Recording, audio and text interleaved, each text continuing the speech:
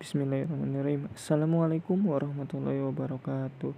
Perkenalkan, nama saya Julfi Nasrullah dari MN22C. Saya akan menjelaskan tentang teori pertumbuhan ekonomi. Pertumbuhan ekonomi adalah perubahan kondisi perekonomian suatu negara secara berkesinambungan menuju keadaan yang lebih baik. Pertumbuhan ekonomi adalah kenaikan jangka panjang dalam kemampuan suatu negara untuk menyediakan semakin banyak barang-barang ekonomi kepada penduduknya. Kemampuan ini tumbuh sesuai dengan kemajuan teknologi dan penyesuaian kelembagaan dan ideologis yang diperlukan. Pertumbuhan ekonomi diartikan sebagai kenaikan GDP atau GNP tanpa memandang apakah kenaikan itu lebih besar atau kecil dari tingkat pertumbuhan penduduk atau apakah perubahan struktur ekonomi terjadi atau tidak. Suatu perekonomian baru dapat dinyatakan dalam keadaan berkembang jika pendapatan per kapita menunjukkan kecenderungan dalam jangka panjang naik. Menurut Soekarno, pertumbuhan ekonomi berarti perkembangan kegiatan dalam perekonomian yang menyebabkan barang dan jasa diproduksi dalam masyarakat bertambah dan kemakmuran masyarakat meningkat. Dari satu periode ke periode lainnya, kemampuan suatu negara untuk menghasilkan barang dan jasa akan meningkat. Kemampuan yang meningkat ini disebabkan karena faktor-faktor produksi akan selalu mengalami pertambahan dalam jumlah dan kualitasnya. Ada 3 faktor yang mempengaruhi pertumbuhan ekonomi suatu masyarakat. 1. Akumulasi modal, termasuk investasi baru berwujud tanah, peralatan, dan sumber daya manusia. Hal ini akan terjadi apabila bagian dan pendapatan sekarang akan ditabung dan kemudian diinvestasikan untuk memperbesar output pada masa yang akan datang. B. Pertumbuhan ekonomi. Berhubung dengan kenaikan kerja secara tradisional dianggap sebagai faktor yang positif dalam merangsang pertumbuhan ekonomi. Artinya, semakin banyak angkatan kerja, maka semakin banyak faktor produksi tenaga kerja.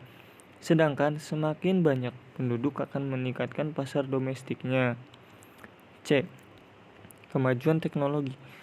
Kemajuan yang disebabkan oleh cara-cara baru dan lama yang diperbaiki dalam melakukan pekerjaan tradisional seperti cara menanam padi, membuat pakaian, dan sebagaimana dengan klasifikasi kemajuan teknologi tersebut, yaitu hemat tenaga kerja dan hemat modal. Teori produk bruto PDRB. Produk domestik regional bruto merupakan indikator yang biasa digunakan untuk mengukur tingkat keberhasilan pembangunan ekonomi suatu wilayah atau daerah.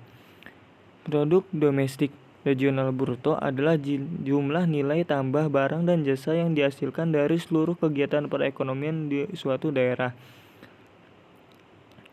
Sadono Sukirno mengatakan bahwa produk domestik regional bruto adalah seluruh nilai tambah yang timbul dari berbagai kegiatan ekonomi di suatu wilayah, tanpa memperhatikan pemilik atas faktor produksinya, apakah milik penduduk wilayah tersebut ataukah milik penduduk wilayah lain. Produk domestik regional bruto didefinisikan sebagai jumlah nilai tambah yang dihasilkan oleh seluruh unit usaha dalam suatu wilayah atau merupakan jumlah seluruh nilai barang dan jasa akhir yang dihasilkan oleh seluruh unit ekonomi di suatu wilayah.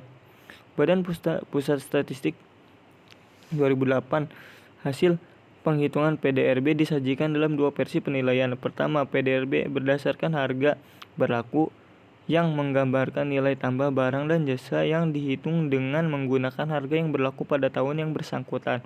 Kedua, yaitu PDRB berdasarkan harga konstan yang menunjukkan nilai tambah barang dan jasa yang dihitung menggunakan harga yang berlaku pada 1 tahun tertentu sebagai dasar perhitungannya.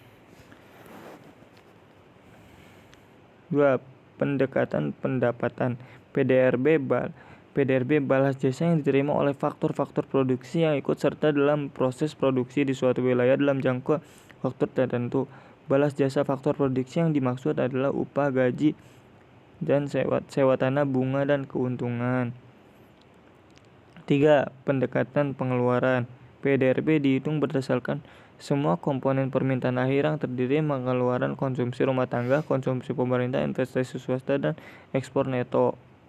3. Teori pendapatan asli daerah (PAD). Pendapatan asli daerah adalah penerimaan yang diperoleh dari sumber-sumber dalam wilayah sendiri yang dipungut berdasarkan peraturan daerah sesuai dengan peraturan perundang-undangan yang berlaku, yang menyatakan pertumbuhan PAD secara berkelanjutan akan menyebabkan peningkatan pertumbuhan ekonomi daerah itu sendiri.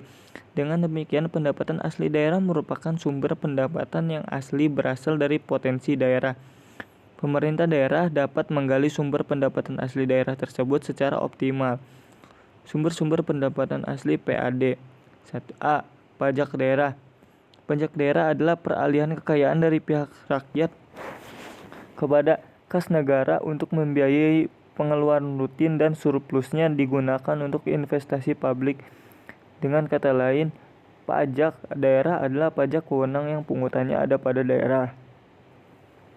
Edinson menyatakan pajak daerah merupakan pendapatan daerah yang berasal dari pajak.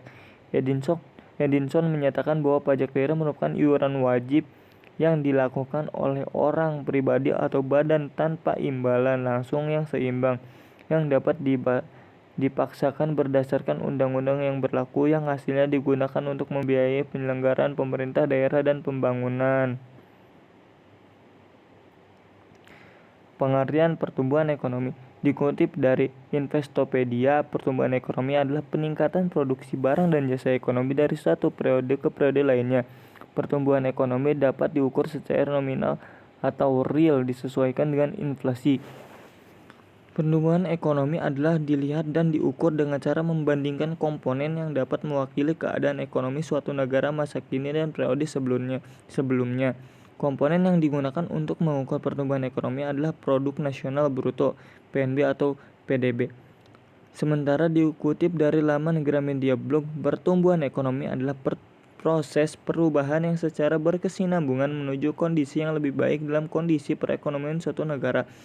Ekonomi suatu negara dapat dikatakan bertumbuh jika kegiatan ekonomi masyarakat berdampak langsung kepada kenaikan produksi barang dan jasa. 1. Sumber daya alam (SDA).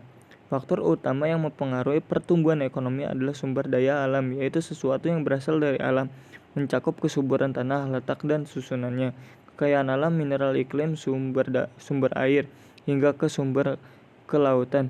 Bagi pertumbuhan ekonomi, ketersediaan sumber daya alam yang melimpah sangat baik dalam menunjang pembangunan. Sebagian besar negara berkembang bertumpu kepada sumber daya alam dalam melakukan proses pembangunan pertumbuhan ekonomi. 2. Sumber daya manusia. Kedua faktor utama yang mempengaruhi pertumbuhan ekonomi adalah sumber daya manusia. SDM adalah individu produktif yang berperan sebagai penggerak suatu organisasi, baik dalam pertumbuhan maupun institusi. SDM berperan sebagai elemen utama organisasi dibandingkan elemen lainnya seperti teknologi maupun modal, karena manusialah yang kemudian akan mengendalikan faktor lainnya tersebut. SDM adalah faktor terpenting dalam proses pembangunan dan pertumbuhan ekonomi. Cepat lambatnya proses pembangunan tergantung pada sejauh mana SDM selaku subjek pembangunan memiliki kompetisi yang memadai untuk melakukan proses pertumbuhan ekonomi. 3. Akumulasi modal. Selanjutnya, faktor utama yang mempengaruhi pertumbuhan ekonomi adalah akumulasi modal. Akumulasi modal sebagai proses penambahan stok modal fisik buatan manusia berupa peralatan, mesin, dan bangunan.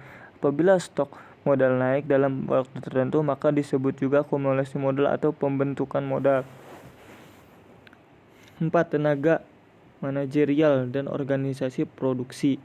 Lalu, faktor utama yang mempengaruhi pertumbuhan ekonomi adalah organisasi produksi dan tenaga manajerial organisasi produksi sebagai salah satu bagian penting dalam proses pertumbuhan ekonomi, berkaitan erat dengan penggunaan faktor produksi dalam berbagai kegiatan perekonomian. Organisasi produksi juga dilaksanakan dan diatur oleh tenaga manajerial dalam berbagai kegiatan sehari-hari. Ilmu pengetahuan dan teknologi. Selain itu, faktor utama yang mempengaruhi pertumbuhan ekonomi adalah ilmu pengetahuan dan teknologi. Perkembangan ilmu pengetahuan dan teknologi yang semakin pesat mendorong percepatan proses pembangunan. Pergantian pola kerja yang semula menggunakan tangan manusia digantikan oleh mesin-mesin yang canggih berdampak kepada aspek efisiensi, kualitas, dan kuantitas rangkaian aktivitas pembangunan ekonomi yang dilakukan dan pada akhirnya berakibat pada percepatan laju pertumbuhan ekonomi. 6. Faktor politik dan administrasi pemerintah. Dari sisi non-ekonomi, faktor utama yang mempengaruhi pertumbuhan ekonomi adalah struktur politik dan administrasi pemerintah. Struktur politik dan administrasi yang lemah merupakan penghambat besar bagi pembangunan ekonomi di negara-negara berkembang. Politik yang tidak stabil serta pemerintah yang lemah dan korup sangat menghambat kemajuan ekonomi. Aspek sosial budaya. Berikutnya, faktor utama yang mempengaruhi pertumbuhan ekonomi adalah aspek sosial budaya dalam kehidupan masyarakat. Ini meliputi sikap, tingkah laku, pandangan masyarakat, motivasi kerja atau kelembagaan masyarakat, pendidikan, dan kebudayaan barat membawa arah penalaran dan skeptisisme, menanamkan semangat baru, serta memunculkan kelas pedagang baru. Sekian penjelasan dari saya. Mohon maaf jika banyak kekurangan. Akhir kata, Assalamualaikum warahmatullahi wabarakatuh.